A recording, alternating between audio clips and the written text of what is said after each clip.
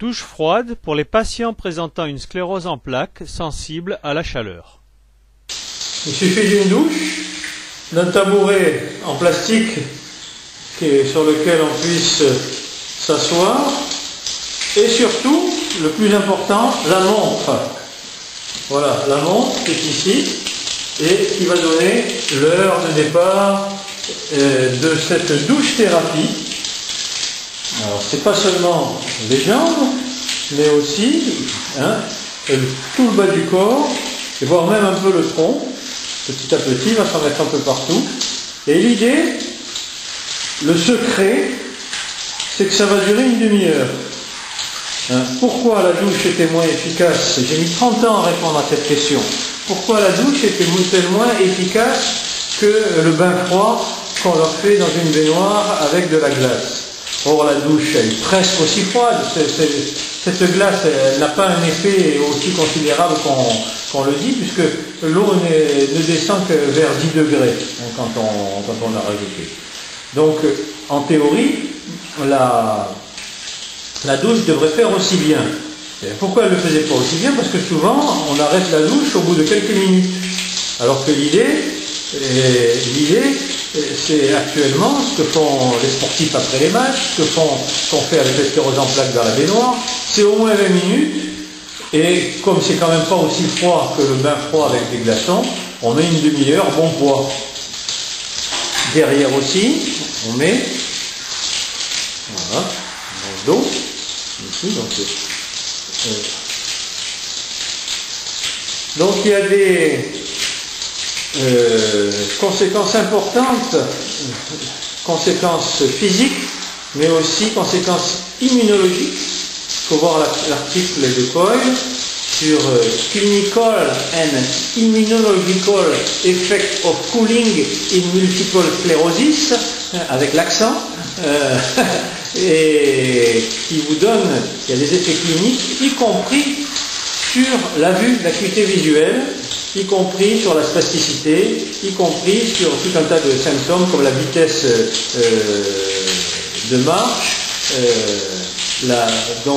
sur la marche, ça a des effets sur la marche, ça a tout un tas d'effets. C'est un exercice, ce bain froid quotidien.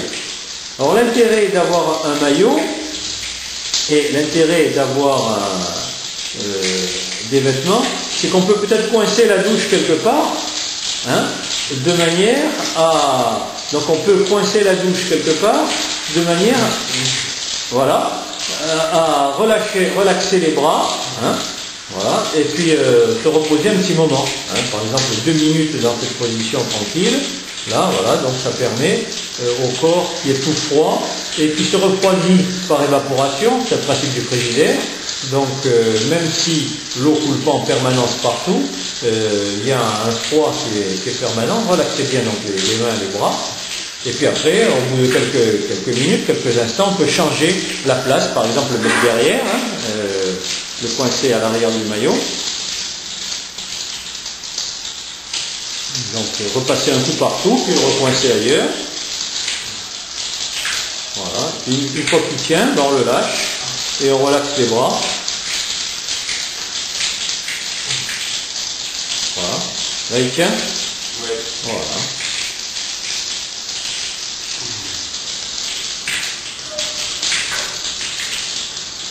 Donc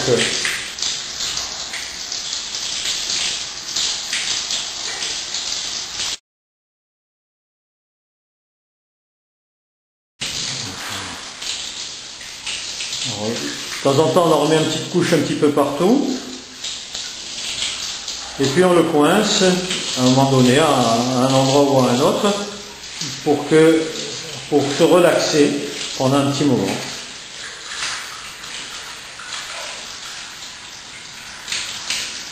Voilà. Très bien. Comment tu le ressens alors? La température est aussi froide que dans le bain avec les glaçons. Ah, parce que ça coule en permanence. Ça coule en permanence, donc là c'est le fond du tuyau, c'est bien froid. Donc c'est comme ça que tu le ressens. Oui, c'est comme ça que je le ressens. C'est aussi froid que le bain avec les glaçons.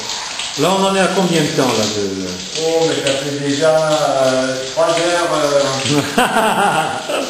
Bon, ça fait 15 minutes. 15 minutes. Là, on est à la moitié. Voilà.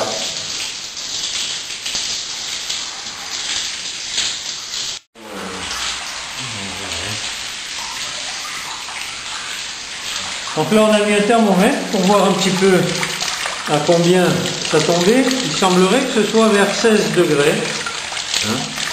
16 degrés de température. Donc, et pourtant, ça lui donne la même sensation que l'eau de la baignoire avec les glaçons qui tombe à 10 degrés. Enfin, c'est vrai que ici, il y a aussi un effet frigidaire. C'est-à-dire que, comme on n'est pas dans l'eau complètement, il y a une certaine évaporation qui crée du froid, en quelque sorte. Donc c'est l'avantage de la douche par rapport au bain. Mais si l'eau est plus fraîche, pourquoi pas? Au contraire, ce sera encore mieux. Mais là, on est au mois d'avril, à hier, dans le Var, donc l'eau sort à peu près à 16 degrés de... Alors on en est... Là, il est 12h14, ça fait une demi-heure bientôt. Ça va faire une demi-heure dans 2 minutes. Donc c'est bien. On arrive au bout. Et actuellement, la sensation, c'est à peu près les mêmes que pour le bain? Non, un peu moins relaxant, mais au niveau des jambes, c'est le même effet. C'est le même effet. C'est parce que dans le bain, tu es mieux installé peut-être. Voilà, Il faudrait peut-être travailler un peu l'installation. Ouais. Et aussi peut-être des vêtements où tu puisses mieux accrocher la poire pour bien relaxer.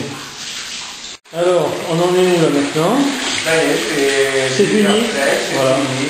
Alors, la température, on a remesuré, là, c'était 15 degrés, c'est tombé.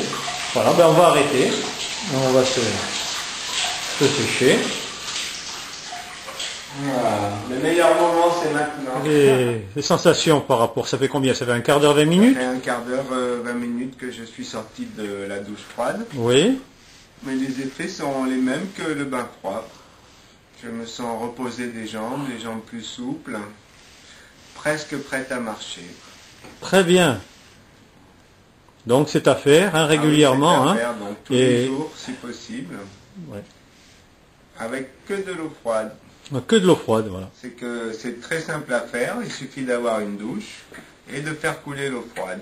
Donc simple et pas cher, ça se fait, c'est faisable partout. Et le tout c'est d'avoir la patience d'attendre une demi-heure, quoi.